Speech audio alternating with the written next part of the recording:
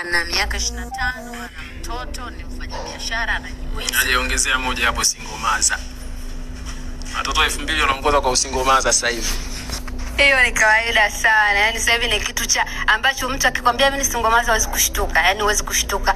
Kwanza ukizaa unaonekana kweli wewe ni mwanamke. So unakutana na mwanamke ambaye hajazaa ndio, lakini inawezekana katoa watoto zaidi ya 5, 10. Lakini mimi na mtoto wangu nimezaa, mimi sio mgumba. Naitwa Mama Mishfat. Anaitwa Mama Mishfat. Na wewe nikuulize bro, una tatizo na masingle mother? Sina tatizo na masingle mother, lakini kwa generation ya sasa hivi ya kwetu hii ya sasa hivi 2000. Watoto 2000 wengi imekuwa kama ni fashion yani. Ni masingle mother. Wanakuwa unajua vitu mbele yani. Yaani wanakuwa shatangulia hatua moja mbele.